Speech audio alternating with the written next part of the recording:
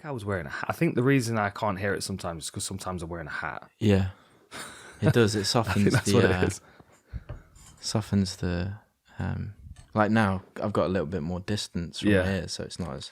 Yeah, but a troller bean don't cover your ears, so you know. What I mean? Yeah, it's like the top. Just keeps the top. Good to hide the fact that you're an elf. Yeah. Right, or you're Spock. Hats for elves. Yeah. Yeah.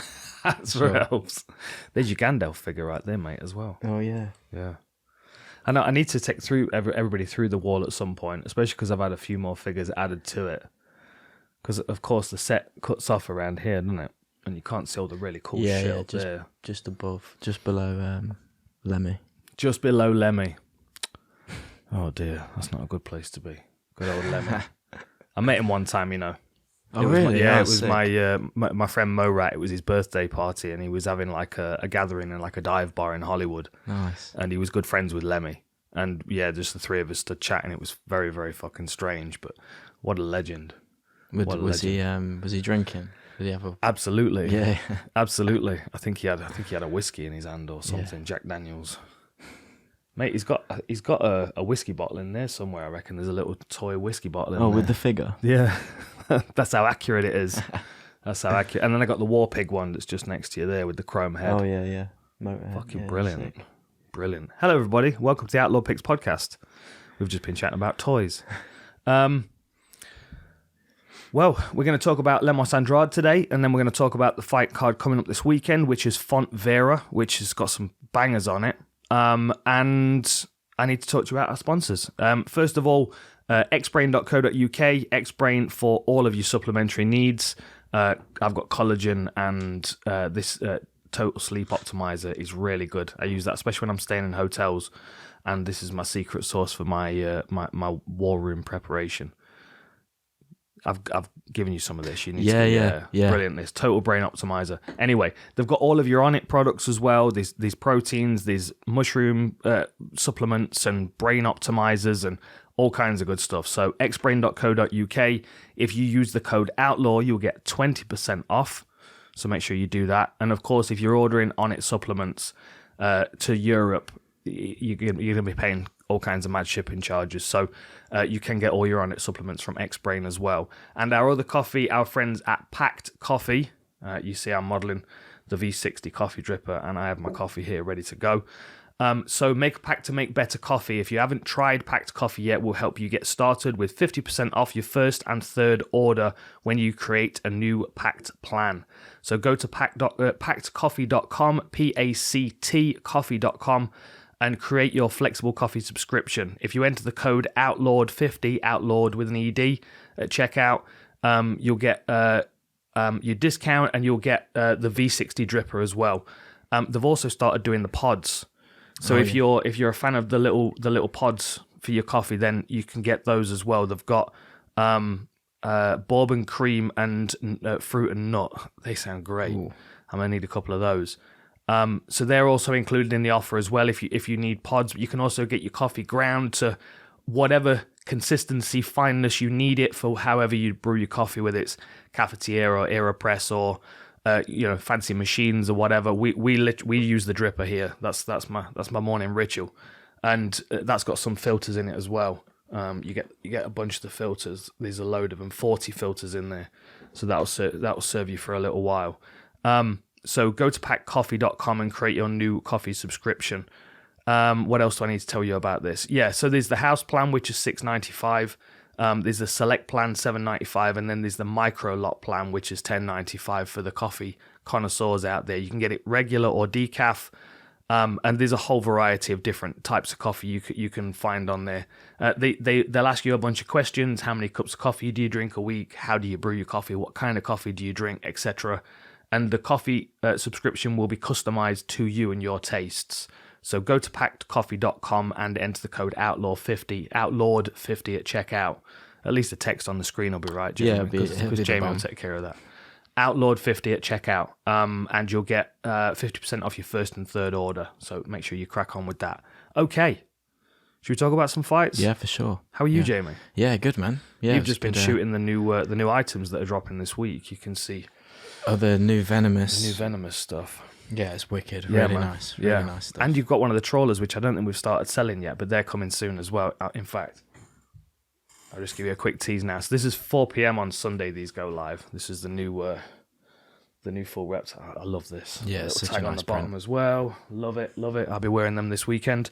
And the hoodie, and we've got a couple of t-shirts as well. So make sure you check out all the stuff on fullreptile.co.uk. That'll be 4 p.m. on Sunday. They'll be going live and going fast, as they have been the last few times we've dropped some stuff, which I appreciate.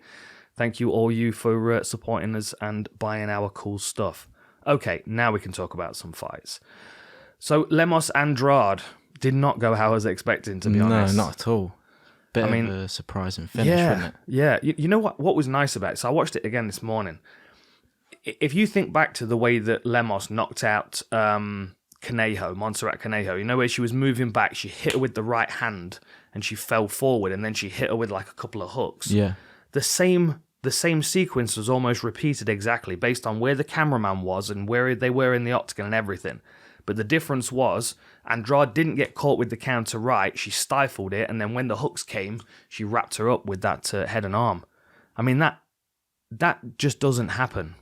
That's not a submission that happens. Generally, in that position, arm triangle position, a part of the pressure is coming from your weight driving into them, which means that they have to be laying down and you have to be on the side, pressuring in with your shoulder as well. The fact that Andrade was able to just crank that on standing is crazy. I feel like Lemos should have been able to get out of that, to be honest. I mean, there was a moment where she could have like backstroked her arm out of it. For any young fighters out there or jiu-jitsu practitioners, if you get caught in this, until the space between their head and yours is closed, you've got a window to backstroke your arm through it, and she would have been back in a 50-50 position. But yeah, I mean, like, mad strength to put that on. Yeah, it was weird because she got it on so quick. But do you think it helps Andrade being shorter than Lemos? Because she can kind of like it's almost underneath her rather than like around her. Like she's driving up. Yeah, for sure. And being up against the fence helps as well. Because I do feel like she was probably pressuring her into the fence a bit. Although there was a lot of movement. I mean, they were kind of twisting and moving. It would have made more sense if she'd have got the arm triangle position and then drove her into the fence. Especially like you said, with her being shorter, her shoulder's naturally slightly lower than Lemos's, so she would have been able to get a good position in there. But I mean, I'm disappointed because I still think Lemos is a real threat to the division, and I don't think she got the Andrade that she was expecting. Like normally Andrade's wild and she comes crashing forward, and she was real cautious. Like she wasn't engaging, and you can see Lemos kind of backing up and like trying to tease her to walk onto that cross. She switched the stance a couple of times to throw some kicks. But yeah, I mean, just wildness that was. I felt bad for Lemos because I'm a big fan. I do think she'll definitely come back and get into that position of facing someone like Andrade again. Yeah. I mean, it keeps Andrade right up there at the top of the division, doesn't it? I'm going to look at the rankings, actually. I wonder if they've been updated yet. Yeah, because wasn't she coming back down to strawweight unranked? So she's gonna be going straight into the rankings after that win, and most likely she's gonna be up near the top. So strawweight. So Lemos is at number 10. I mean, they might just move everybody in the division down, especially because like you could move her right in there near Marina Rodriguez around like 3-4.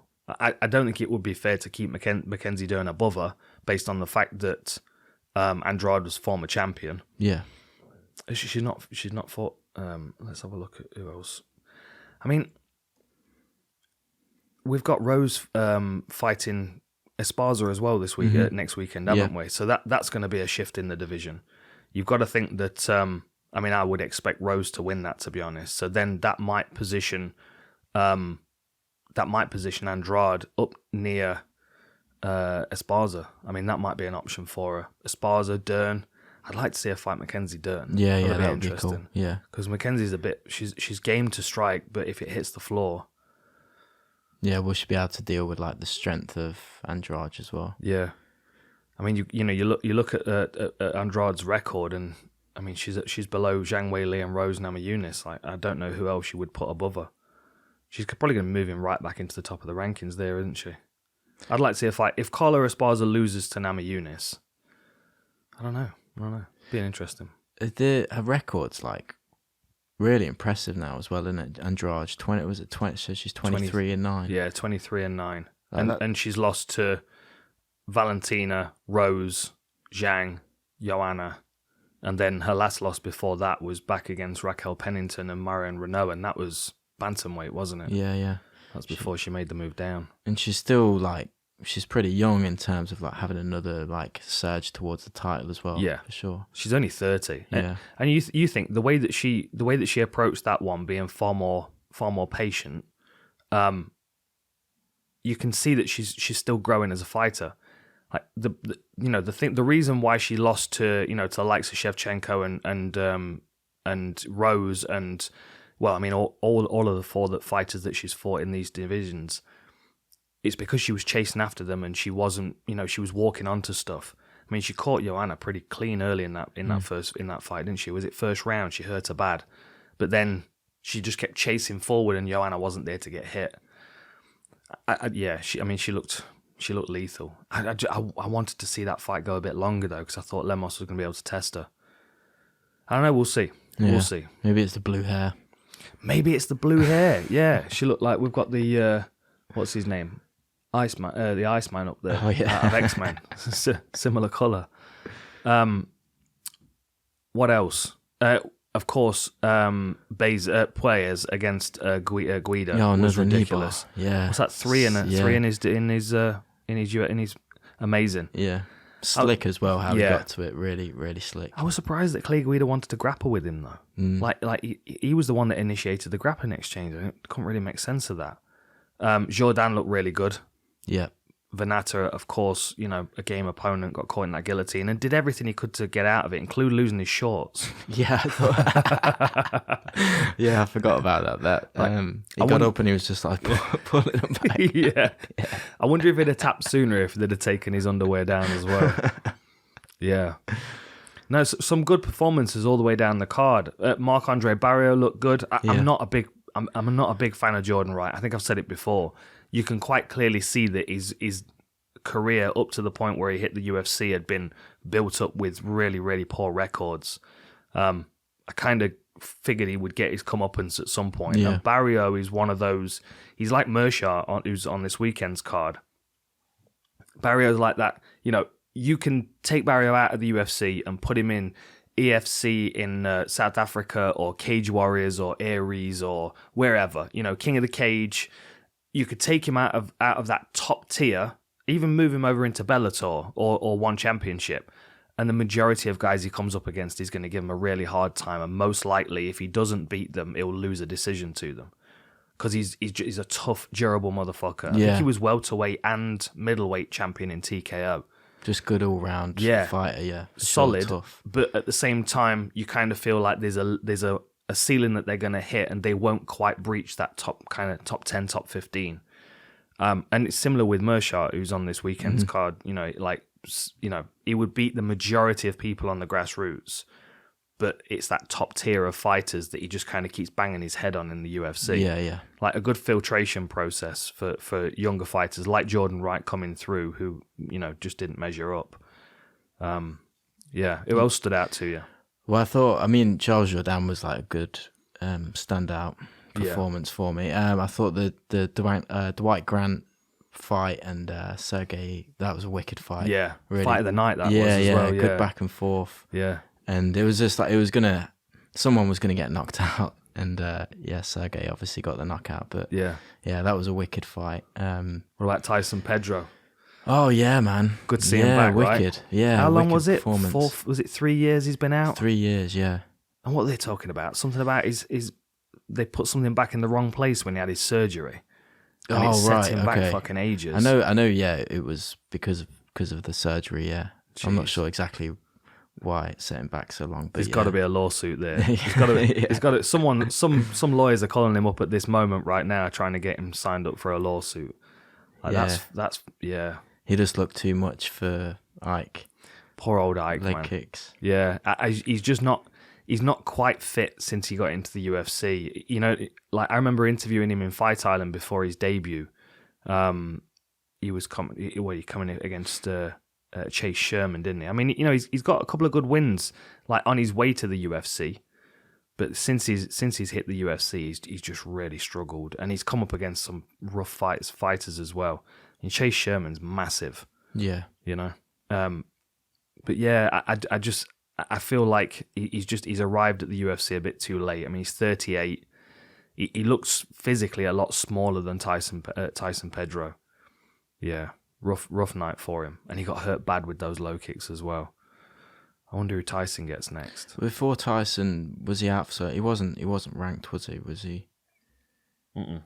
He'd only just kind of came into the. Yeah. Yeah, had a couple of losses. Yeah, he lost to OSP and then and Shogun. Yeah.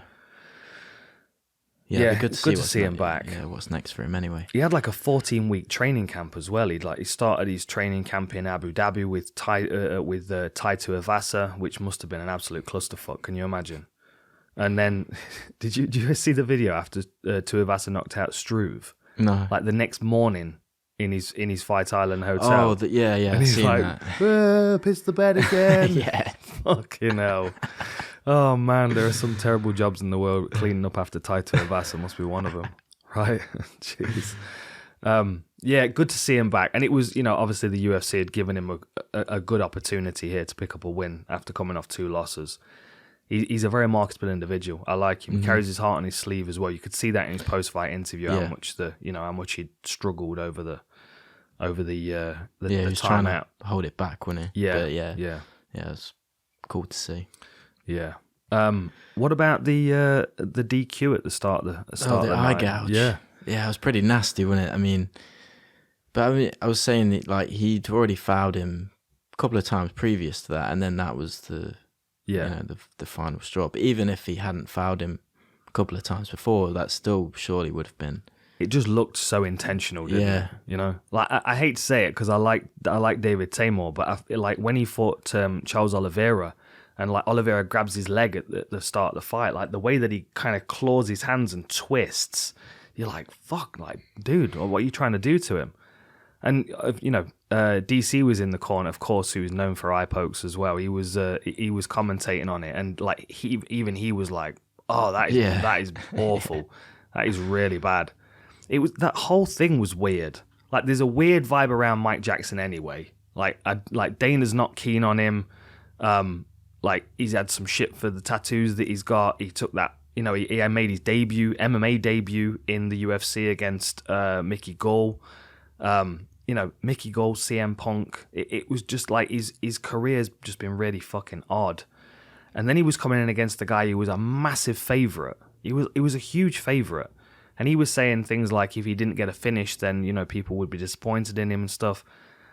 The whole thing was odd for me. Yeah. It was like they were trying to get Dean Barry a quick win on his debut so they can start building him up, and it just horribly backfired. He looked good, I thought, Dean Barry. Despite the kick to the nuts and the eye gouge, but he did look good. Look, it was certainly winning that fight, I thought, before that happened. But it was just a weird situation, wasn't it? And yeah. Not a nice thing to happen, but no, not at all. And I think we might be seeing Prachnio on his way soon as well. He just never looks like he wants to be in there marching Prachnio. You could even see in the corner, like his corner team were trying to like get him fired up. They were like his corner. I can't remember what his corner man said to him. He's like this last round's about who wants it more, like who wants it more, and he was like trying to get Prachnio to actually like physically say something. Yeah, fuck. He just doesn't seem like he wants to be in there. And Philip Linz, on the other hand, looked a lot better at light heavyweight. Yeah, he looks a lot better. Although he does look like one of the musicians out of what the fucking called One Arm Scissor at the drive-in. Not sure. You must know At the Drive-In, Jamie. Come on. I'll probably. I'm not good with like Send song transmission names. to the One Arm Scissor. No, you'll have to play. Oh, you're gonna dig them. Me, man. I'm surprised you've not heard them. I thought they'd be. I thought they'd be right up your street. Yeah, you'll dig them. Okay. They're like a experimental kind of. I don't know what you describe them as. Kind of. How old are they? Not particularly old. I mean, I say that, but then I'm old as fuck. So. Like in indie rock. No, heavier. Okay. Heavier. Like it's quite chaotic, and there's a lot of screaming and shouting, and Right, okay. it verges on metal for sure. But hey, this is just taking a weird tangent you don't normally get. We could literally have a whole fucking YouTube channel about music and movies, right? For sure, 100%. Like, yeah. When did they come out? At the drive-in. One Arm Scissors. Is that what Yeah, they're called? that's the song. That was like the first one that they released. That kind of. I mean, everyone was fucking into it. Everyone was into it. Oh, this is taking forever. Yeah, no, you'll like them. At the drive-in. Relationship of Command. That was their album. Hang on. Here we go. Fuck it. Let's do Alex Friedman. Play a bit of music. I like it. I've not heard it. This, I mean, I say it's not old. This is 2000. It came out, so yeah, it's kind of now. Let's skip it forward.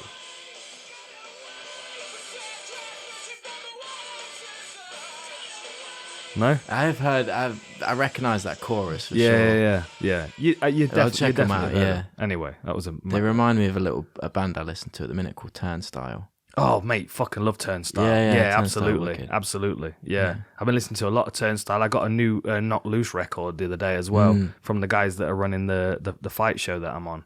Europa. Fucking brilliant. Knock sick. Loose are really good. Wicked. Where were we? Well, we just fucking completely diverted. Yeah, Philippe Lin's look really good. He looks like someone out of At the Drive-In. He looks like because it's big curly hair and anyway. Yeah, a good night of fights. And this one coming up is as well. Should we just move on to this next one? Yeah, for sure. I was going to say I felt a bit bad for Cameron Else as well. Yeah. He doesn't seem to have been having much luck. No, I don't know why as well, because he's a good fighter, Cameron Else is. He's just not quite found his feet in the UFC. It's a shame because he has got a lot of potential, but he'll find his feet elsewhere if not in the UFC. I could see him in somewhere like PFL for like a couple of 5 or 6 fights in PFL just to kind of reestablish himself. Yeah. And then make his return to the UFC. I think he's got the potential to be a top flight fighter. He's just not quite found his rhythm currently, has he? No. Okay, right. We're going to start on the main card again. There's some interesting fights a little bit lower down. Chase Sherman on the card. Gina Mazzani taking on Shana Young. Natan Levy's on the card as well. 6-1 taking on Mike Breeden. Some good fights lower down the card. We are going to start on the main card with Gerald Meerschaert against Krzysztof Jotko. It's a good one to open the main card, I think. Yeah, it is. Yeah. I mean, Meerschaert's kind of turned it around recently, but like I was saying about Marc-André Barriault, like Meerschaert serves a purpose in the UFC, and if you released him, he'd go and win a belt somewhere else, and then the UFC would probably re-sign him. So he's in a bit of a weird holding pattern that he needs to break through. I mean, he's got 3 finishes now. So he subbed, after losing to Hamzat, knockout 17 seconds, he subbed Bartosz Verbinski, who is a very, very strong grappler, guillotined him, power guillotine from Mount. And that was a solid performance. And that was quick as well. Then he fought Mahmoud Muradov, who I was feeling like the UFC were high on Muradov. I think he was on like a 14-fight win streak coming into it. And yeah. You remember, yeah? Yeah, I remember this fight, yeah. I think he was on like a 14-fight win streak, and, he's marketable, he speaks well, he's a good-looking dude, he had a solid record with a lot of experience, and I kind of felt like, what was his... Yeah, I mean, he won... on Mayweather's team, wasn't he? That was it, yeah. Yeah, like Mayweather signed him. He was kind of like seen as like the next big thing in the division, wasn't he? 12, 13... He was on a 14-fight win streak. And then Meerschaert rear naked choked him, and it was a lovely finish as well. The way he punched his arm through. I don't know about this one because I'm like Jotko's a little bit. He's a bit ploddy, you know what I mean? Like if you he's a decisioner. Like that's his thing, and he's been stopped a couple of times. Like Uriah Hall stopped him clean. I don't know. I don't know how he gets on here against Meerschaert. I feel like he might overextend, and he might be winning the fight until he gets subbed. Yeah, I kind of feel like that might happen. You know, like he's gonna find like a steady. Well, he's a southpaw. It's like a steady range and just kind of pick at him and poke and just kind of constant third gear kind of speed. And Meerschaert's going to get a bit beaten up from the outside, but might land a couple of shots himself. He might even hurt Jotko in the third round and be able to take him down and sub him. Like Jotko, like both of these guys, I feel, are in that same situation. Like they're not quite able to breach the top 15, but they're lingering. You know? Yeah, I know what you mean. Like Meerschaert. I think I can see this fight. I do think Meerschaert's going to win because I can see him being able to like close it, get the takedown, and work himself to a submission. But I can also see it going a bit like the like Jotko's fight against Serkinov, where he's just Serkinov's kind of looking for the takedown, doesn't really quite, because he did show a lot of like good takedown defense and avoided it as like really well. So I can see it going a little bit like that, and maybe Jotko just kind of picking him off a little bit. Yeah. But I think Meerschaert he's on a good streak as well, like 3-fight winning streak. I think he might be able to get a sub in this one. I'm feeling the same. It's just, I mean, you look at Meerschaert's record and it's ridiculous. He's had 48 pro fights, right? He's trained by Duke Roufus, so he's striking. His striking isn't the strong part of his game, but he's got someone around him constantly that's trying to improve that part about him. But he's a very strong jiu-jitsu black belt. 48 fights, 34 wins and 14 losses. But of 34 wins, he's got 26 by submission. It's crazy. 26 by submission. Is that the most in that division, isn't it? Is it really? Submissions, yeah, I think. Yeah, it would make sense. It would make sense. I mean, you know, he has been submitted as well. I mean, Jack Hermansson submitted him. With the Hermansson fight, it was about aggression and pace, and that's the reason Hermansson won. You know, he dominated top position, he landed really good ground and pound shots, and just continually did damage. And like Meerschaert is hittable, and he can be lazy and he can be sloppy, and it does get him in trouble. But then Jotko doesn't really ever get out of third gear. Like, I mean, you look down his record, and it's all decisions apart from when he's been stopped. And, you know, I think he's got one stoppage on his record, and it was against Tamden McCrory. I know Tamden McCrory because I've been around. He's the barn cat, but you know that was back in 2016. You know, jeez, yeah. Like latest by decision. Then he lost to David Branch on a split. Then he got stopped by Hall and Tavares, and both stopped him in a very similar way as well. Like Hall's was a bit longer. He threw a straight right and hit him on the chin and just kind of dropped him on the spot. Tavares did him up against the fence. He kind of closed in on him, but both times it was just a right hand on the chin and he went straight down. It wouldn't surprise me if, I'm not saying that I don't think that Meerschaert's got the power to really knock him out cold, but I think he can rock him and force him to maybe level change, and then we see a scramble. Yeah, I think Meerschaert might really choke him in the third after losing the first 2 rounds. Yeah, that's what makes sense to me. Yeah, I think so. I think the same. I mean, I can't see Jotko. He's not really got that start, because I feel like Meerschaert gets a little bit overwhelmed, like the same with like Chimaev fight. Yeah. I just closed him down straight away and managed to find that shot. But I don't think Jotko's going to really put it on him enough to make him feel like overwhelmed or under pressure. So, yeah, I feel like it would probably be like a second, third round.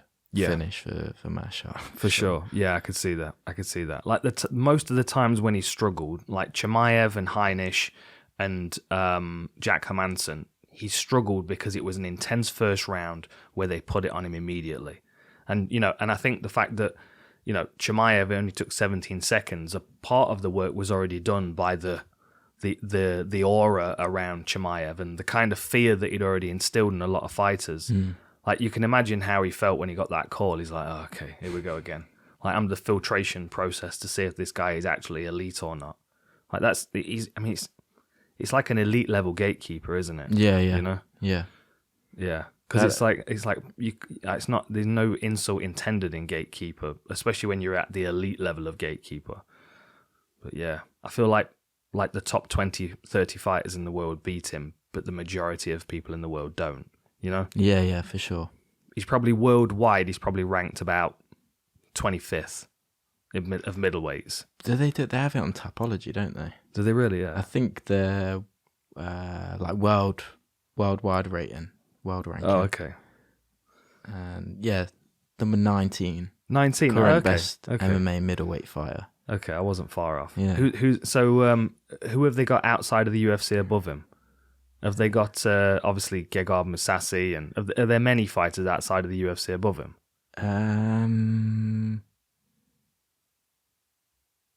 Dricus du Plessis is above him. Really? Yeah. Yeah, Jotko's 16. Okay. So I would say Meerschaert. Like, look at Derrida. Oh, Nasruddin Imavov. Okay. He's above him. He's number 10. Right. And then the rest. The rest are all Yeah, in the the UFC. rest are all UFC. Yeah. Surely can't. Gegard Mousasi must be there. Musasi's number 20, one behind. That him. is fucking madness. Yeah.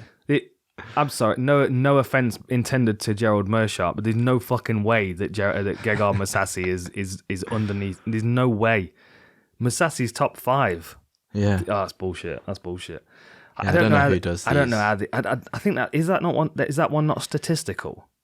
It must be, surely. I think it might be Yeah. statistical. So maybe the reason why Mousasi's lower than him is because he's probably got a couple more losses on his record because he's Yeah. been fighting for 200 years. Because Sean Strickland's number 4. Okay, so then we know it's bullshit. What are the UFC rankings say? Oh no, Sean Strickland's number 4 on the UFC rankings Yeah. as well. That's fucking madness. He's got such a ugly style, Sean Strickland has. It was like when he fought Jotko, I'm like, I've got to watch this fight because it's kind of my job. But if I was just a fan, I'd probably just let this one slide by. Yeah, I agree. I think Meerschaert's gonna have a rough couple of rounds and then sub him. Yeah. He's just that kind of fighter. 28 wins by submission, 6 knockouts, but yeah, it's just not gonna happen. I think I could see him catching Jotko, hurting him. You know, even like he caught Eric Spicy with that kick to the body, didn't he? Yeah, he's got wicked body kicks. Meerschaert, really hard, Yeah, powerful ones. I could see him wellying a shot into the body. Southpaw v Southpaw as well. Although Jotko does switch, doesn't he? They're both same height and reach. Oh shit! I've not even been using the fucking thing. Yeah. Hang on a minute. We are organised, though. I'm at the end of it. There we go.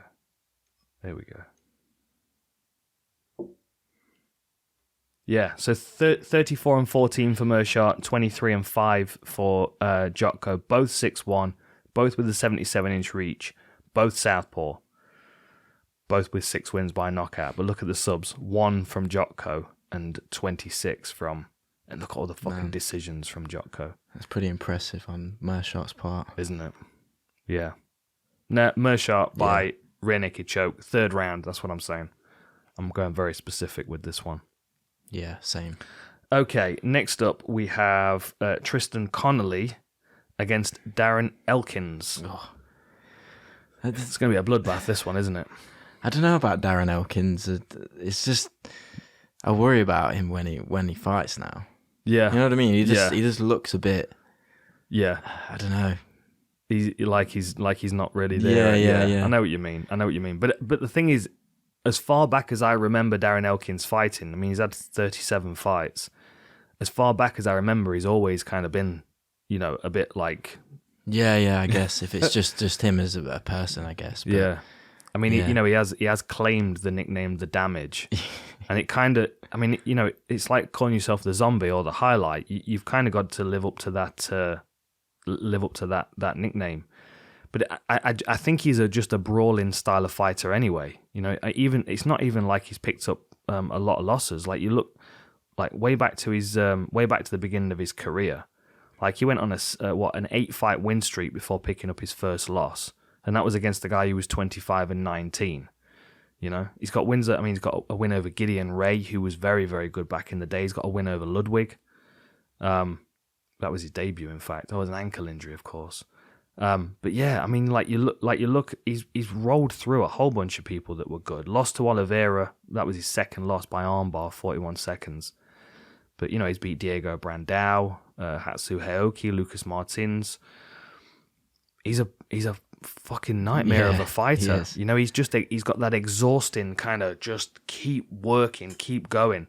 And like you think back to his last fight against Cub Swanson, like Cub dropped him. He went down, he was back up, and then Cub threw that spinning kick that kind of whiffed across his nose before Herb waved it off. Mm-hmm. Like that was a good stoppage by Herb there, because like he just didn't need to take any more. Like there was a point he was on a 4-fight losing streak. Volkanovski, Lamas, Ryan Hall, and Nate Landwehr, but then he pulled back 2 stoppage wins. Like you just can't count him out, can you? No, that's it's so hard. I feel like Tristan Connelly is a similar kind of fighter as well, like very grinding on people, like the Michel Pereira fight. Yeah, which was a weight class up from what he was fighting before he arrived in the UFC. So he was always a lightweight all the way through. Then he took that short notice fight against Pereira at welterweight, and now he's at featherweight. So like, I don't know whether that was, I don't know whether his last fight was like a, I don't know. I don't know whether it was like a, it was a bit too much. You know what I mean? Going from welterweight to featherweight, taking on a tough individual like Pat Sabatini. Yeah. He just kind of got outworked, taken down. And my concern in this fight is that he's not going to be able to stop Elkins taking him down. Like his takedown defense seemed to get better in the 3rd round against Sabatini. But aside from that, he was just, and Pereira exhausted himself doing fucking backflips. I feel like if he'd have fought Pereira again, like Pereira seemed to calm down a little bit since then. For sure. A little bit more calculated. Yeah. I think if they fought again, Pereira was a little bit smarter with his energy management, then he would probably beat him, I think. Yeah. I wonder why he went all the way down to featherweight, because he's always been a lightweight. And it's not like he's not had many fights. Like he came into the UFC, what is he, 14-7 now? Like he's had 2 fights in the UFC, a win and a loss. So he was 13-6 when he arrived, and he's always been a lightweight. And then obviously, he was smaller than Pereira, but was able to outlast his gas tank. But then he looked a lot bigger than Sabatini, even though he didn't really seem to have any advantages in like strength. Yeah, I kind of feel like Elkins is going to pick up a win here. Yeah, I feel like he's going to be hittable, and Connelly's going to keep swinging for him, and he's going to overextend, and Elkins is going to be able to keep grounding him. And then once he's on the floor, Elkins' wrestling takes over, and that's second nature to him. Like he doesn't need most of his brain when he's wrestling. It's it's so programmed into him that this is what he does. Like it's when he's standing striking that I think his brain is really taxed, and that's when he looks to like kind of stagger and stutter and not really express himself very well. Yeah, Connelly's not like, I don't think he's got like the power to knock Elkins out. No, I don't think so. Yeah, I can see Elkins just keep coming back and grinding on him.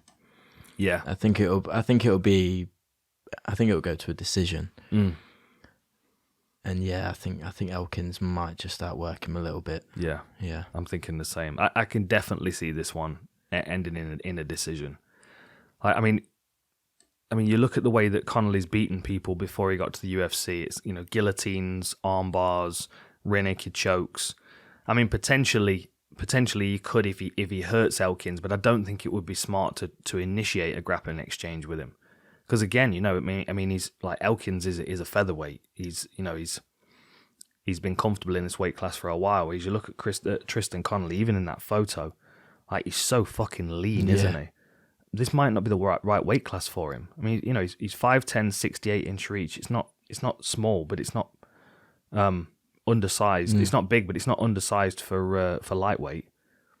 I don't know. I think we're going to see Elkins push his gas tank here, maybe take a bit of punishment. It's definitely going to be a bloodbath, isn't it? Yeah. I mean, look at the scar tissue that I know. I was going to say, I thought, because initially I was like, Tristan Connelly's much like younger, a bit more sprightly fight. He's only a year younger than Elkins, and Elkins looks way more like battle damaged. He does. And fucking what a tattoo. Yeah. What a tattoo. We should post a photo of your tattoo on the you one on your leg, Jamie, from Mystery. Oh yeah, the Copenhagen. There you go. It was a good night. It was a good night. What you remember of it? Yeah. I wonder if Mystery did that damage tattoo as well. It looks very similar. Similar font. Yeah. Yeah, I'm going to go with Elkins. I'm just going to have a quick look at the stats for this one a bit further down. So Elkins has got a higher striking output but a lower striking accuracy, as you can imagine. And he absorbs more strikes per minute, which is also not surprising. But he shoots a lot more, 2.65 takedowns per 15 minutes compared to 0.5 for Connelly. But of course, that's only based on 2 fights. 70% takedown offense for Connelly. But then, once he was taken down, he still spent quite a bit of time on the floor, didn't he, against Sabatini? And I feel like that's where Elkins can kind of keep him. It's going to be a bloody mess, but I think Elkins wins a decision here. Yeah, same. I'm going to go for Elkins. Nice. Okay, next up is Jared Gordon against Grant Dawson. I kept wanting to say Dwight Grant then. I was looking at his name and going, Dwight Grant. Grant Dawson. Okay. Jared Gordon, 18-4 is his record compared to 17-1-1 for Grant Dawson. 1 inch height advantage for Dawson, a 4 inch reach advantage for Dawson. 28 to 33 in age, so Dawson's the younger of the two. Way more wins by submission with 11 compared to 2. More decisions on Jared Gordon's side, 6-4 on knockouts. Gordon's turned it around, hasn't he, since he got stopped by... since Charles Oliveira stopped him with that uppercut. Is he on, a 3-fight win streak now? He is... Is it 2 fights or 3 fights? Yeah, 3 fights. But all decisions, if I'm not wrong. Yeah, see, this is the concern for me, is that I feel like Grant Dawson's... I mean, I think he's very, very good. Yeah, he's really good. Big fan of Grant Dawson. Since he's come off the Contender Series. Yeah. Like, he's just looked really impressive against everyone he's fought. Yeah. Like, I could see him... I could see him basically just dominating Jared Gordon and not really engaging in striking at all. I think he's going to be able to take him down. I think he's going to be able to control him. Like, Gordon struggled against Joe Solecki. Yeah. He was taken down a few times and, he was able to scramble back to his feet or reverse it or whatever, but I don't know if he's going to be able to do that with Grant Dawson. I feel like at any point when he's taken down, as he's scrambling, he's going to be vulnerable to big shots and to potential chokes and stuff. Like, you look down Dawson's record and it's rear naked choke second round, rear naked choke second round, rear naked choke second round, ground and pound second, ground and pound second. It looks to me like he saps his opponent's energy, beats him up in the first, and then subs him in the second. Like, even his amateur career, what was he as amateur? 8-1 as an amateur, 1 loss by decision, and several wins by rear naked chokes and arm bars. Yeah, he's got that kind of like that Colby kind of pressure. Just like relentless, like constantly chaining his wrestling and getting people to the ground and just really good top pressure and like wearing people down. And I think because obviously, like you said, like Jared Gordon struggled in his last fight against Solecki. He did manage to get on top, but it wasn't. I feel like Grant Dawson's just going to be doing that, but way more with much more. Yeah. More aggression, more power. Aggression, Like more threats as well. I mean, you got to think, like, Leo Santos stopped him with a second left in the 3rd round with those hammer fists, and they were like that's the moment when you hear that 10-second clapper and you're like, right, I'm just letting go of everything else I've got left. And what was it? I think he landed 3 clean hammer fists before the referee could see that Santos was just he was just not there. And at any point when he takes Gordon down, as Gordon's getting back to his feet, he's going to be taking those shots. He's going to be taking big shots constantly.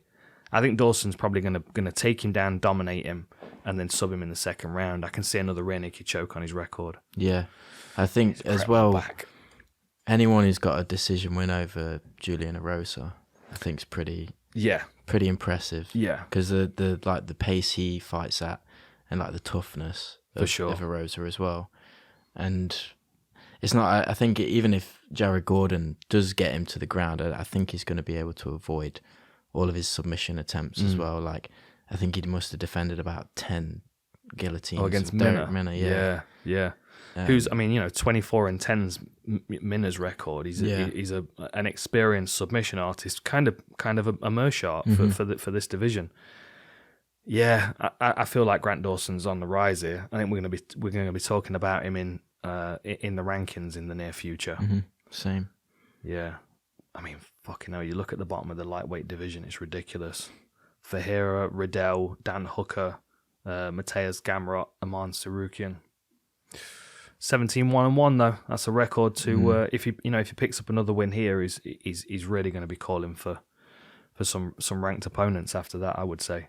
I think he subs him second round. I think we're going to see that rear naked choke make an appearance again. Yeah, I'm going to go sub as well. Yeah. What round? Pick a round. You can have second if I'm going to go agree for with- second. Yeah. It's just so consistent, his record. I mean, literally. I mean, he's got you look earlier on in his MMA career, like when he first turned, like his first pro fight was a rear naked choke in the second round. Then he's got 3-4 first round finishes. But, you've got to think the guys he was fighting, 4-5 and 2-10, he's fighting guys that are very, very middle of the road. Good guys to, begin your career against, guys that have got experience but aren't world beaters.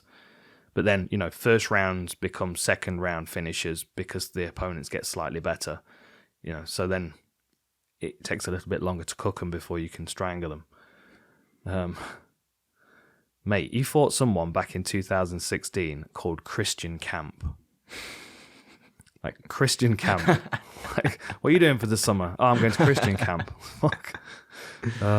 Anyway, yeah, I think it's a good fight, but I think it's a bit of a step too far for Gordon. Yeah. And he's not really a prolific finisher himself, and I think that leaves him vulnerable for a length of time. Yeah, I think so. Yeah. Lots of decisions. Yeah, Grant Dawson for sure. Okay. This one's an interesting one. Andre Fili against Joe Anderson Brito. Yeah, but it's quite hard to pick. Well, Andre Fili's had a bit of a mixed career as well, hasn't he? He's never really been able to string a numerous amount of wins together. He's always looked good against, but he's always kind of got to that top tier of fighter and just kind of fell off a little bit. Mm-hmm. Yeah. I don't know whether it's pressure for him though, because I feel like he's got the skills and the physical attributes that he needs. And, and when he is losing, he's losing by decision, isn't he? Like, people aren't stopping him. Yeah. It was a head kick against Yair Rodriguez was the last time he was stopped in 2016. Lost a decision to Calvin Kattar, to Michael Johnson, a split decision, Sadiq Youssef, and then Bryce Mitchell as well. And I thought he looked good against Bryce Mitchell. Yeah. He opened him up, bloodied him pretty well, defended some takedowns. He was active off his back. Yeah. It's a bit difficult to get a read on Brito because, I mean, we had one fight in the Contender Series that was ending in a no contest because of a eye gouge, eye poke, how do you want to say it? And then he's lost to Bill Algeo. Yeah, and I think he just gassed himself out in that Algeo fight. Went way too hard in the first round. Yeah. I think if he can manage his energy a little bit better against Fili, he might be able to slowly wear on him a bit more over the distance. But I don't know. I can see Fili getting a finish here. Yeah. Yeah. What, stopping him? Yeah, I think he's got much more of an advantage on the feet. He's a little bit more patient. Yeah. And he's very long and unorthodox as well, isn't he? He doesn't seem... I mean, he's got a height advantage, 5'11" to 5'8". But he's only got a 2-inch reach advantage. But the way that he fights, he kind of stalks, doesn't he? He's kind of long and prodding. And who was it? He threw the... Hang on, let me pull it up. Shaman Moraes. He threw... No, who was it he dropped? He threw a right hand to a head kick.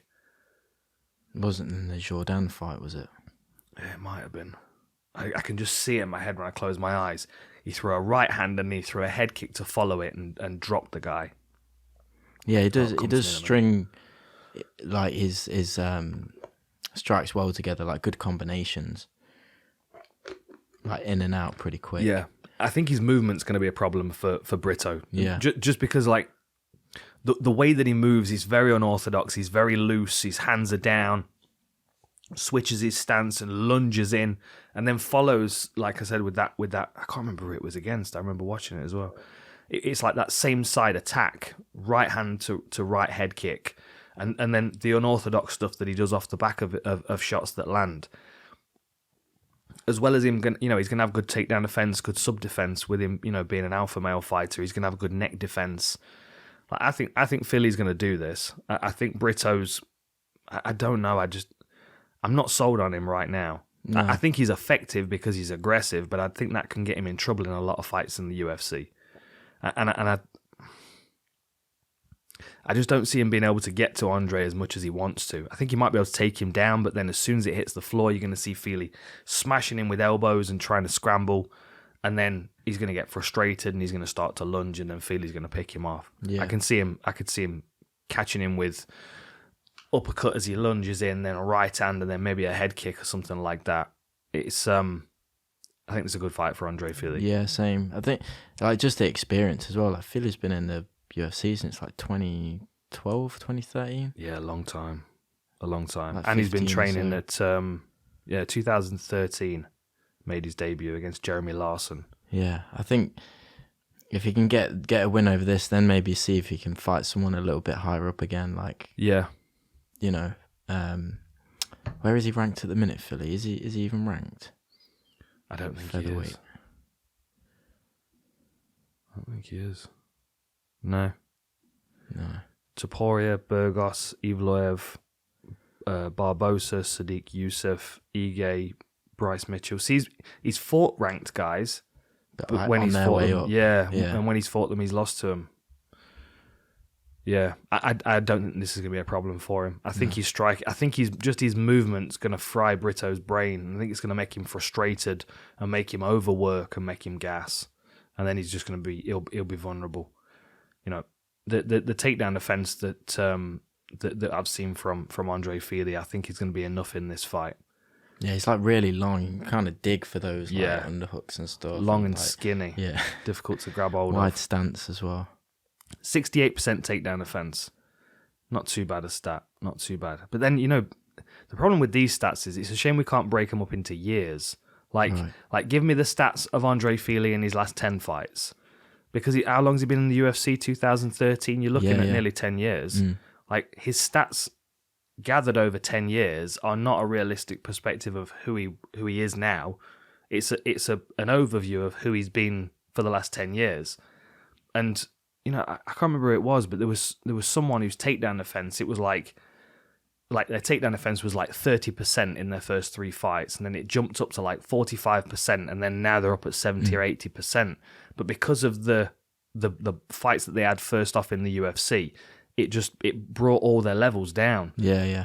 So it's like you've got to have good takedown defense when you arrive in the UFC, and you can't develop it while you're there. And I feel like Andre Fili has gotten better. I generally think he's gotten better.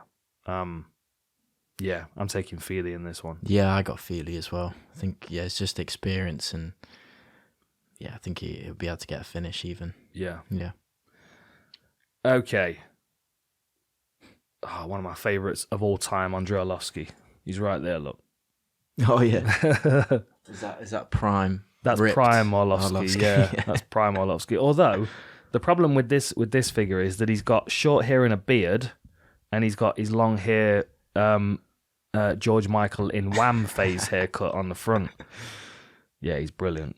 What a fucking guy. What a guy. And how long has he been fighting the UFC? Look at his record. 33-20 with 2 no contests. Jeez, that's 55 fights. Against Jake Collier, who's 13-6 and really should be a middleweight. Yeah. Used to be a middleweight. Although he's the same height and he has a reach advantage of an inch. Yeah, Jake Collier makes me laugh. Because I watched his fight before he had that, he had a bit of a stint out. Yeah. But it was due to suspension, wasn't it? Is that what it was? I think because I read it, and the thing he got caught for was it's a dietary supplement that's a losing weight supplement. Right. So I don't know if he struggled to lose weight and he was taking that. That's since obviously he's not on that anymore. He's now a heavyweight. Yeah, maybe. The thing, I don't know whether. So he's had a bit of a weird career. I mean, they've updated his Tapology picture. It's now a new photograph of him at heavyweight, because it used to be him as a middleweight when he was like really lean and skinny, and he's like tall and rangy and awkward to deal with. and he had a lot of fights at middleweight up until Alberto Uda, and then he had 2 cancelled bouts. Collier got injured in 2016, it says, and then he came back and fought Devon Clark at light heavyweight. He had 2 fights at light heavyweight, won 1 and lost 1, and then he was out between 2017 and 2020. Yeah, that was a suspension. Was it? I'm pretty sure, yeah. So he was matched against Prachnio in 2018, but it says that he was injured. So maybe he got suspended after the Fortuna fight, and then got injured in the preparation for his next one. I don't know. Because I think it was a 10-month suspension. Okay. So it was probably in between that. Okay. Oh, that would make sense then. Yeah. Because I remember speaking to him before the Tom Aspinall fight, which of course was his heavyweight debut and lasted 45 seconds and was a horrible welcome to the heavyweight division. And I remember him saying to me, the UFC had called me and they said that you need to fight. And I told them that I couldn't because I wasn't in shape. And they said that you've got to, otherwise we're going to release you. So I said, okay, I'm a heavyweight. And that's the reason why he's ended up as a heavyweight. Yeah. Just because I think he got injured and lost and gained a bunch of weight. Maybe couldn't take his diet pills and, has just not been able to get the weight down and is now not bothered. It's weird when someone goes up to heavyweight because he doesn't look like he should be able to move the way he does. You know? Like he is a bit, he is quick. He is a bit, what was it, Super Troopers, a bit nimbly bimbly. He's a bit like a cat. It surprises me how well he moves. Mate, I saw a video of Ricky Hatton hitting the bag the other day. It's a new video that someone's put up on, he's put it up on his YouTube. You've got to check this fucking thing out. He's 43 and he's chunky. He looks like a welterweight sized Jake Collier. He's small, but he's kind of chunky. But he's moving. He is moving really well. It just goes to show you that if you've got skills, the weight is it's kind of a side conversation. Yeah, like Jake Collier. Overcomes. Yeah. Like you saw what he did to Chase Sherman. I don't think he's gonna be able to do any of these things to Andrei Arlovski, but I don't mind him as a heavyweight. I don't think he would have any more success as a light heavyweight or as a middleweight, to be honest. It's almost like Jared Cannonier when he was a heavyweight. He was kind of a similar build, a bit shorter, in fact, I think Jared Cannonier is. But he was quick, and that was the point of difference. And he was able to, cover distance and land with power. And Jake Collier's now got a lot of weight to use to hold people down, like he did against Jay Sherman. Well, that's what I was thinking. Like he seems to still fight like a lighter fighter, even though he's heavier. Yeah. And I think he might be able to do that a little bit to Andre. I could see him like getting a takedown and just kind of like sitting on him almost. Yeah. But Arlovski's an odd one because he's had such a long career that the fighter that we've seen in a long time ago, we've not seen in he was known for his ground game, for his ankle locks and stuff. Like he beat Tim Sylvia with an Achilles lock first round to win the interim heavyweight title. Like there was always this kind of don't take Andrei Arlovski down because he's got really good ground game, and then he just never seemed to need to use it. Like he's got a couple of submissions earlier on. He won a fight by guillotine in M1, and then came over to the UFC after that and won his UFC debut by armbar. So it was like immediately it was established that he's got submissions, so don't fuck with him on the ground. And he was one of the new wave of heavyweights, like the lean, strong, proportionally sized, kind of like Stipe is now. Like a proportionally sized heavyweight that was just the right size for the weight class. And Collier is of course not that guy. Because there's no way Andrei Arlovski could make middleweight ever. But Jake Collier really probably, he would be a middleweight if his diet was on point. But you just look back at the guys that Andrei Arlovski has fought and beaten. It is ridiculous. It's just I always find it crazy though. Like someone like Jake Collier obviously really is a middleweight. Yeah.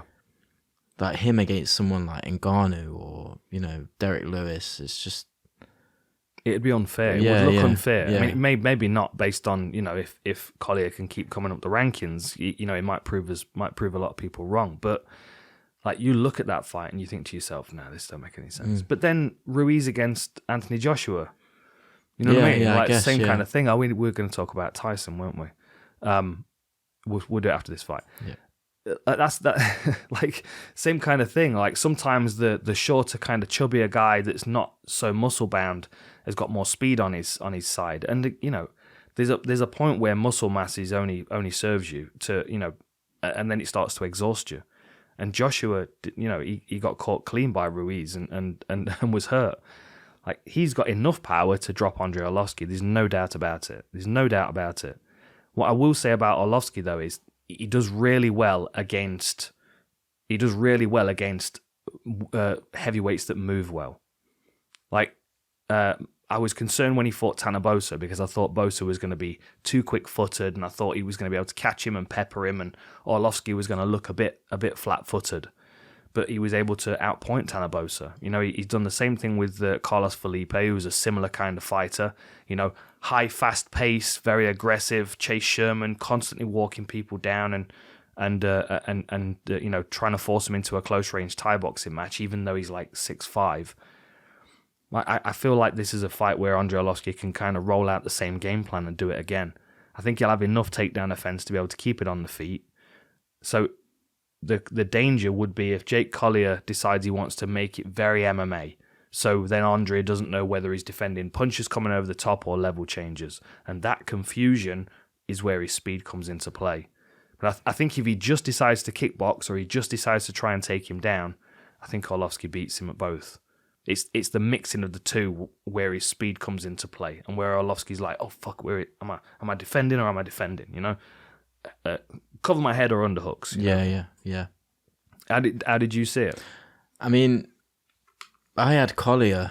Yeah. Just pure. I mean, I thought his fight against Chase Sherman and his last fight against Chase Sherman, he was just really good at like applying the pressure.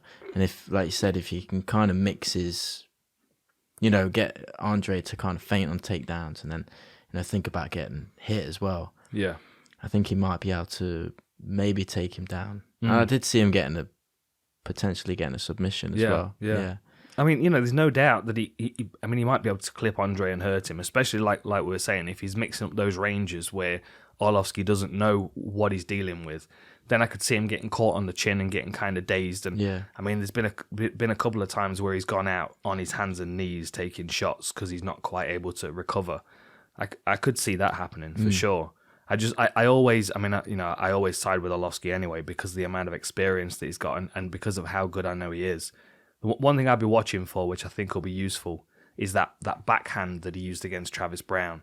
You know, he throws his right hand and then he comes back with it like paintbrush. I could see him landing that on Collier, especially because I think Collier's going to be waiting for him to throw so he can then intercept, and Arlovski might be able to like miss a right hand and then smack him with the backhand coming back in. He is on a 3-fight winning streak as well, Arlovski. Yeah, but then, you know, it's decisions is the thing. Like, he's not stopped anybody in a good while. And when was the last time he stopped somebody, in fact? It's been a while. Travis Brown. Oh, shit, 2015. Wow, so you're looking at 7 years since he's stopped anybody. So that might mean that it's going to be a 3 rounds for Collier to find his chin and maybe take his back. Yeah, I'm still picking Arlovski, but I can see your argument. I can for sure see it. Especially, I mean, Andrei Arlovski, you know, dominated Chase Sherman on the feet, but Collier took him down and subbed him, you know? Yeah. And the last time Andrei Arlovski lost, it was when Aspinall was bored of kickboxing and decided he wanted to finish the fight. Yeah, spare him. It literally, he just rugby tackled him, didn't it? It was wicked. But, you know, I mean, but again, Meerschaert, it takes a really, really good fighter to breach that level that Andrei Arlovski sets. Of course, you know, you look at the guys that he's lost to, and it's Aspinall and Rosenstruik. I mean, Sakai was a split decision, and that could have gone the other way. But most of the time, it's the top tier guys that are squeaking by him, and I just don't know as I see Collier as being in that category. Maybe I'm underestimating him, but yeah. No, Andrei Arlovski by decision. I'm going. Yeah, I'm gonna go Jake. Okay. Yeah. Okay. So what did you think to Tyson then? Oh, it was wicked. Yeah. Yeah. I mean, it wasn't the most exciting fight. there wasn't really much going on before the finish, I didn't think. But I mean, Dylan White caught him with a few body shots, but I mean, they weren't such a really. big body, isn't it? Yeah, this is the thing. It's like I don't feel like they count that much in heavyweight. Yeah, especially with big gloves as well. Like he's got a lot of padding. yeah. But yeah, I just felt like Tyson was just reading him until he had the opportunity to throw it. Yeah. And the first one landed, and yeah. Did you see the footage of him drilling that knockout? No, they haven't. No, This footage of him. Yeah, he's in a boxing ring in like a dark room. I don't know whether it was where he was warming up or something, but it was literally he was going jab, uppercut, circle, circle, jab, uppercut, and working the same combination just to refine it. It's really, really cool to watch. Yeah, he's so slick. So what do you reckon about him fighting Ngannou then? What rule set would you want to see it? Well, firstly, I would prefer to see him fight Joshua. Okay. If I was gonna just to like establish himself, I would say in the boxing. Maybe he doesn't feel like he needs to do that, but I would like to see that. Yeah, Josh. I think he'd like easily beat him. Yeah, by a long way, probably easier than Dylan White. But yeah, I would prefer to see that, and then maybe him go on to something like Ngannou. Yeah. Yeah. So what rule set then? Because they've been talking about boxing, but with MMA gloves, haven't they?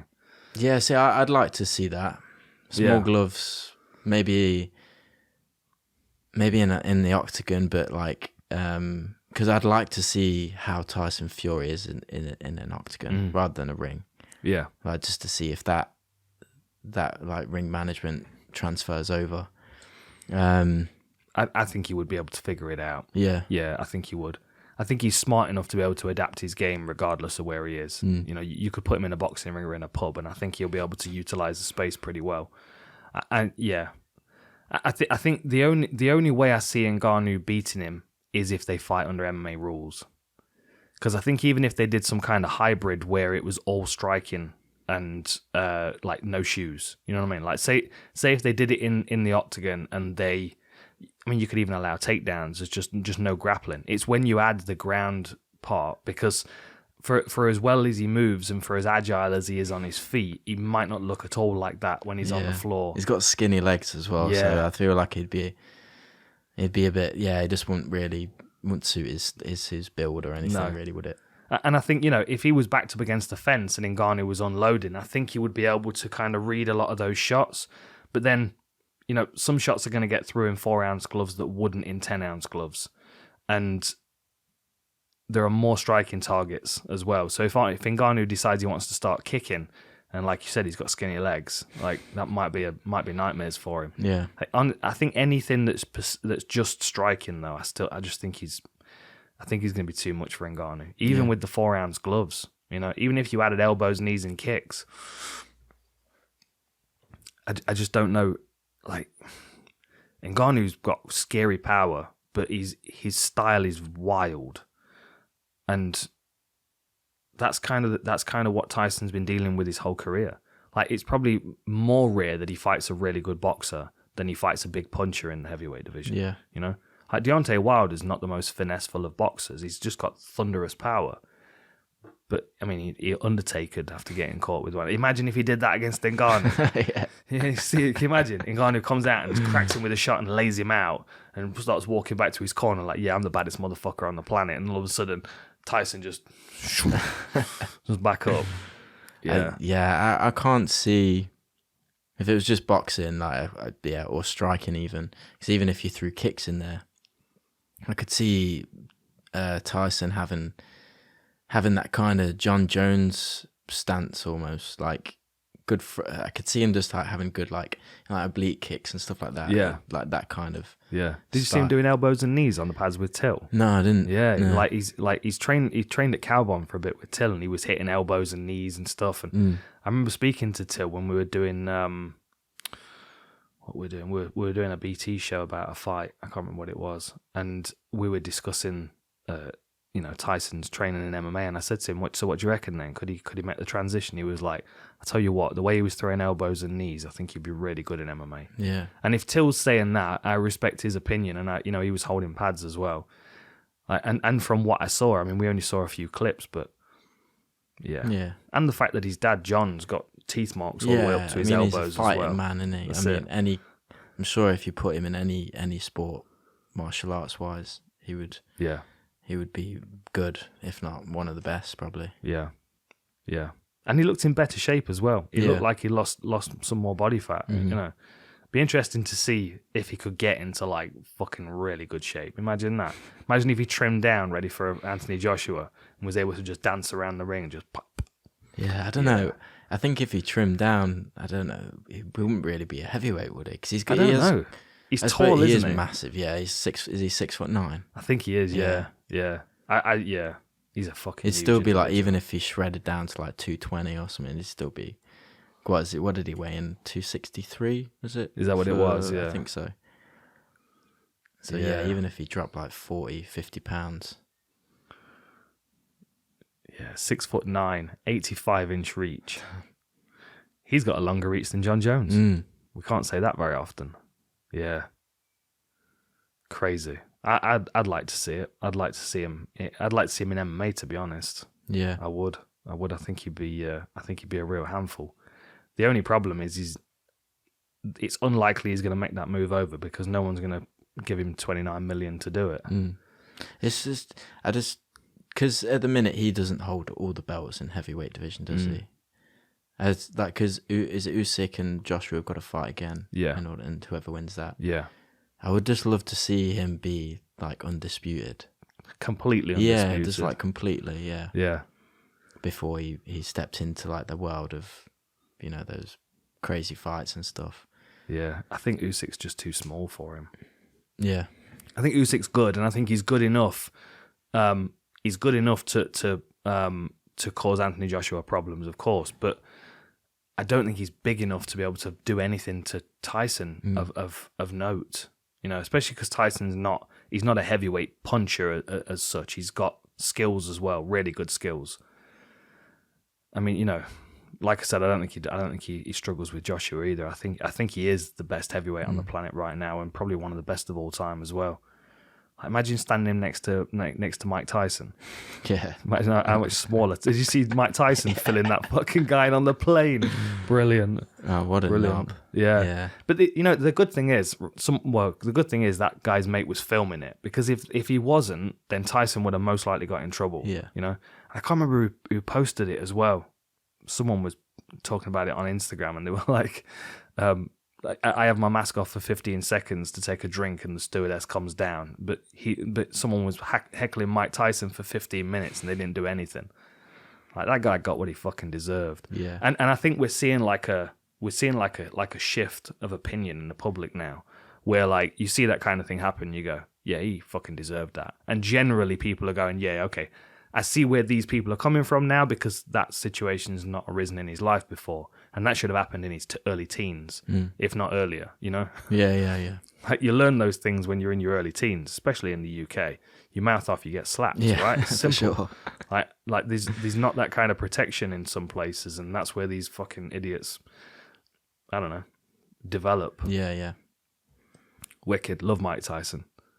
So yeah. I've not watched the rest of the card yet. I heard Tommy Fury won as well. Yeah, I only watched the co-main, Tetley and it's for the Commonwealth welterweight title. Yeah, it wasn't the greatest fight though. No, but the problem with boxing events is it's all about the main event. Yeah, you know, all about the main event. And I don't mind it, but you can see then why massive amounts of money get swept up to the top of the card. You could see it in the programming as well, because well, I was watching it on an American channel. Okay. Totally legal. Yeah. Were you on vacation? Yeah. And they were, even during the co-main event, because it wasn't that entertaining, they'd just have that in a small screen in the corner, and then they'd be talking about the build-up to Fury. Yeah, that's weird as well, isn't so even the commentary was just totally all focused on the main event, even during the other fights. Yeah. But yeah, like you said, it was just all about that main event. It was mad though, like Wembley. Mate, I saw crazy. I saw the fireworks going off. John Barry, who's one of the photographers for the UFC Europe, he was there, and he took some fucking amazing photos. Yeah. Really, really cool photos. Like right at the time and when all the fireworks went off, he's got the whole It's wicked. So cool. Nice. It's cool because, you know, when you have an event like that, they're always hanging on, like, basically one superstar. Nothing against Dillian Whyte, but, like, if it was Dillian Whyte against somebody else, it wouldn't have been that kind of thing, you know. Like, and you know, I was in London for the press conference for my fight coming up, and it was like everybody in and out the hotel was like, "Oh, Tyson Fury, were you watching it? What do you think's going to happen?" Like, there was a real buzz about it. But it's like if you look at the fight card, it's like all the money kind of gets swept up to the top of the top fight. And I think in the UFC, it gets swept up to the top fight and then just slides off the table into the pockets of the people that aren't actually fighting. You know what I mean? Like 29. Did you see the comparison of him and Ngannou's last paychecks? Oh yeah, it's crazy. Was it 29.4 million compared to 600,000? Crazy. It's nuts. The one thing I do like in terms of a UFC card is that even the in terms of like excitable, you're excited about more of the fights on the card. Exactly. And each fight's given its own moment. They might run a little promo at some point during the fight on the side of the screen, you know, you're watching Lemos Andrade or whatever, but each fight gets its focus. They talk about the fight as it's happening, or they talk about barbecue food or whatever else. But you know what I mean? It's like they don't kind of veer off and have a conversation about the main event. Yeah. Which I like, because then, you know, like all the way down the card, people get some attention. And they get that moment where they are the focus of the show, which I think is really, really good. I mean, I think MMA could learn from boxing. I think boxing can learn from MMA, and that's why I like Eddie Hearn and what he's doing with DAZN, because like he's quite open when he was speaking to Ariel about it. He was like, I watch what the UFC are doing, and I tell my team we need to be more like this. Yeah, because like the production value of the UFC events is just fucking awesome. Yeah. You know what I mean? Like. But then the question is, I mean, like, what would it take to get a UFC event to like that Tyson Fury level of fucking 94,000 in Wembley? I mean, I know, and they did it in Australia, didn't they? For Home Rousey. Adesanya. Oh, sorry, yeah, yeah. Home Rousey was that co-main event? I think Adesanya was co-main event, wasn't he? Again, I don't remember. That was at the Marvel Stadium. Adesanya. That was it. Whitaker. What was that? 52,000. Something like that. I can't remember. Yeah, it was huge. But I mean, unless they have, like, I think Adesanya's probably got that superstar level, especially if they went to do it in Australia again. Do you think there's anybody, if they did it like a Tyson Fury style, like the main event is everything? Do you think there's anybody other than Conor McGregor that could sell out a stadium like that right now? No. That's mad, isn't it? No. Because you've got a few people in boxing that could. Yeah, 100%. You know? Yeah. Like Canelo could for sure, no doubt. Like even like Joshua, I think, could. Yeah. Just in terms of his popularity, especially in this country. Yeah. We've got some good heavyweights over here. Yeah. But no, I don't think anyone in the UFC. Maybe McGregor, but even then, I don't. Maybe if he was a bit more consistent in his success, you know what I mean? Prime McGregor, 100%. I reckon he could sell out Wembley. Yeah, but I can't see anyone else like Kamaru Usman or nah. John Jones is a heavyweight against Stipe. See, maybe John Jones and Ngannou. Yeah, that fight. Yeah, potentially. Yeah, John Jones, Tyson Fury. God, imagine what money that would do. That'd be crazy. Like if you could build a UFC card though that would do those kind of those kind of gate numbers, like you'd have to probably have 3 titles on the line. Yeah, I think so. You know? Yeah, and then even on the undercard, the prelims. Yeah, you'd still have to have like every fight would need to be ranked fighters. I think. Or it'd have to be like Nate Diaz against Matt Brown. Yeah, like those kind of bloodbath. Yeah, fan favorite fights. Yeah, for sure. Yeah, it's interesting. I hope MMA gets there at some point. But I don't know. I think a lot's got to shift in the sport before we get to that stage. And I do like you said, I like the fact that we do, that there is a whole card of fighters and there are prelim fights that we look forward to. Mm-hmm. Although not so much on this card, to be honest. I've looked down. I'm looking forward to Levy against Mike Breeden. I think that'll be a really good scrap. Yeah. But aside from that, Romanov against Chase Sherman. That's going to be Chase Sherman getting mauled by a bear again. Yeah, and about to say. And if Jake Collier was able to maul him like a bear, you imagine what Romanov's going to do to him. 15-0. Jeez. Okay, we've got the main event to talk about. Yeah, main event. Yeah. Right. What do you reckon? I think this is going to be a wicked fight. Yeah. Before anything. I'm a big fan of Cheeto. Really big fan. I just don't think he's not really. He's like that Andre Philly kind of thing. He's not really been able to string major wins together. He's had good wins, but it's always been like 2 wins, a loss, 2 wins, a loss. But then even when he has lost, I don't think he's not lost. It was never been finished. No. So I don't see him. I see like he's a bit of like a dark horse in the division for me. Yeah. Cheeto. Yeah. And like, I mean, I think I said this in the war room that we recorded yesterday. I think the question around this one being a 5-round fight, I don't think that's it's not a question for Rob Font, because we've seen him go 1-1 in his last 2 over 5 rounds against tough individuals. But I've never felt like in one of Cheeto's fights, I'm thinking to myself in the 3rd round, oh shit, he looks tired. There's never a point when I think to myself that fatigue is going to start to work against him. He always looks like he's raring to go, and the times when he has lost, he's lost over decisions over 3 rounds, and I've always felt to myself, if this had 2 more rounds, I feel like Cheeto's going to do some damage here. Like against Song Yadong, against Jose Aldo, he held his own. He had good moments. Lineker and Andrade before he moved weight class. Did he move weight class? Yeah, like I feel like this one makes a lot of sense for him to kind of introduce him to that top tier. Stopping Frankie Edgar with that front kick was very impressive. Even though Frankie's not he's not exactly the fighter that he was for sure, but Cheeto's definitely turned the corner. I definitely think he's ready for these top fights, and I think the Jose Aldo loss was a bit of an eye opener for him. I really, really find it difficult to pick this one. Yeah, I really do.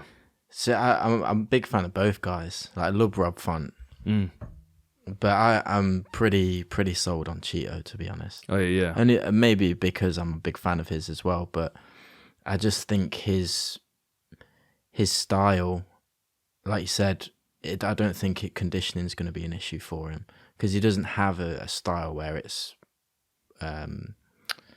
he's got a style that he can easily manage, and I think adding 2 more rounds to what he already does wouldn't be much of a distance. I think it will suit him. I think the extra 2 rounds will suit him, because he does tend to. I mean, he likes to be aggressive, but he does leave himself vulnerable a bit. But then his staying power, I think, is one thing that sets him aside.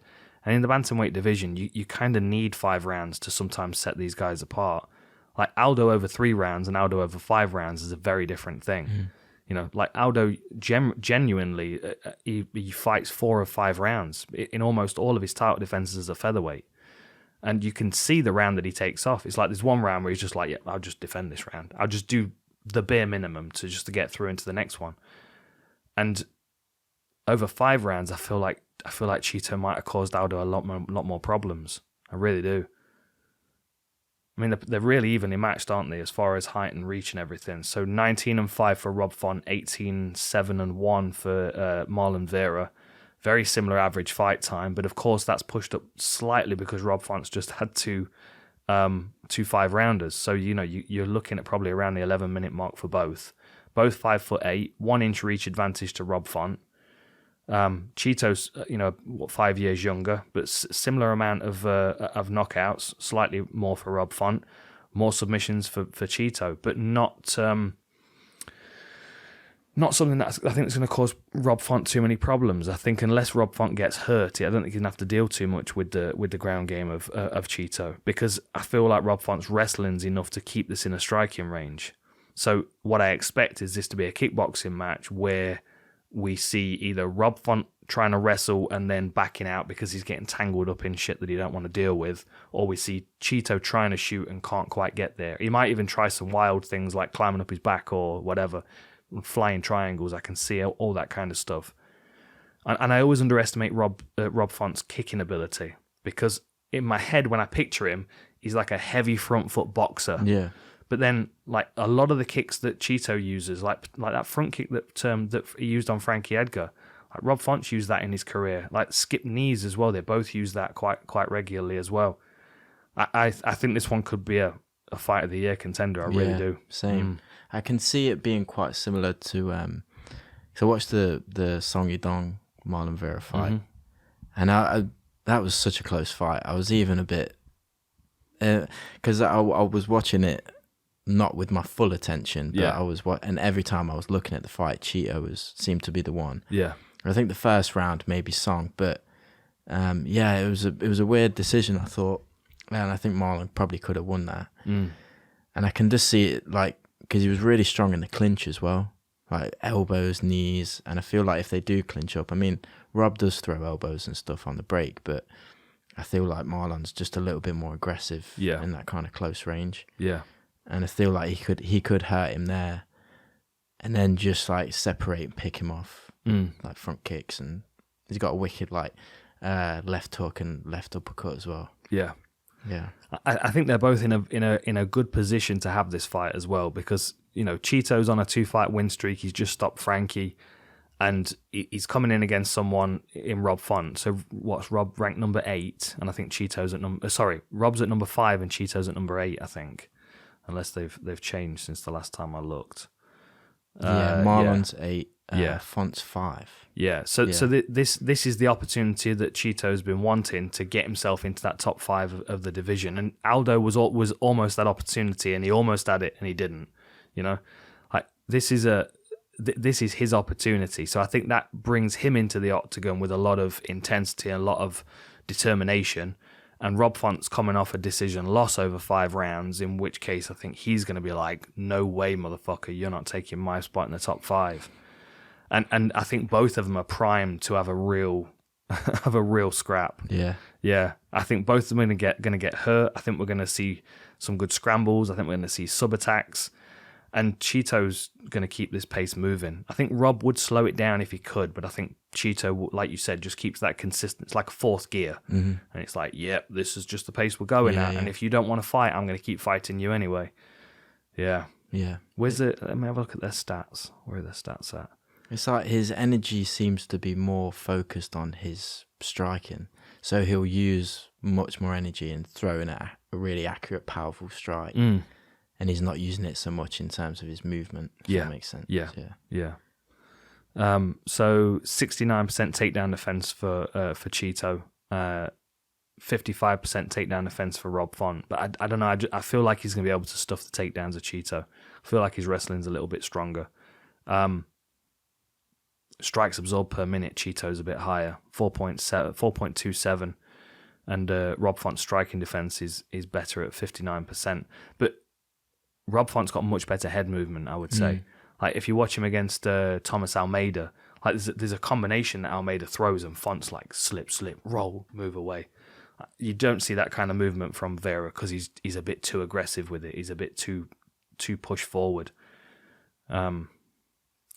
Horrible fight to call, really it is. Kind of feel like Cheeto's going to do it. Yeah, I got Cheeto.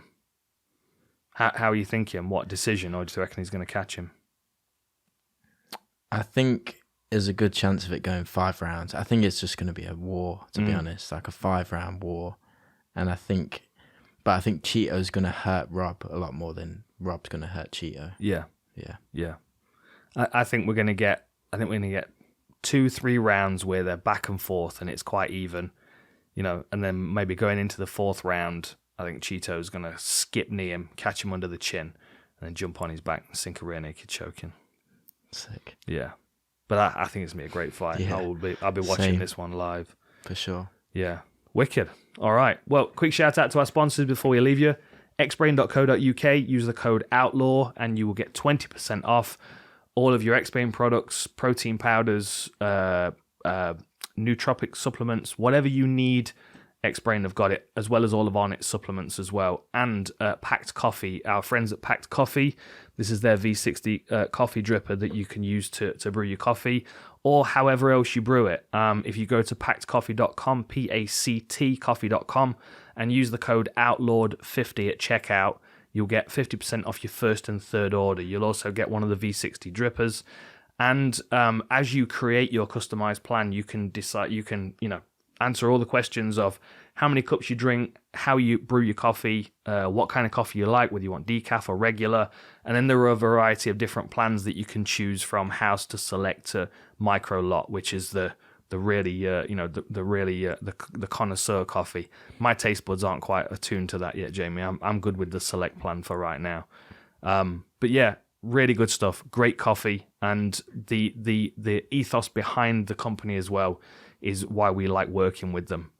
It's very much about profit sharing and making sure the people that actually produce the coffee are making the money that they need. Great stuff. So paxcoffee.com and xbrain.co.uk. And before I leave you, 4 p.m. on Sunday, fullreptile.co.uk, we'll have that shirt and this hoodie, as well as this sweatshirt, which apparently is coloured mushroom. Oh, really? So that's more light tangerine. A light tangerine. Yeah. There we go. There you go. Light tangerine. It's lovely anyway. It's the venomous print colour that some of you have seen before on the t-shirts. We decided to make a rather summery skater sweatshirt out of it. So with that being said, Jamie, let's get my skateboard and we'll go out for a roll around. I hope you've enjoyed the podcast. Enjoy the fights this weekend. Nice one, Jamie. Nice one. See you next time.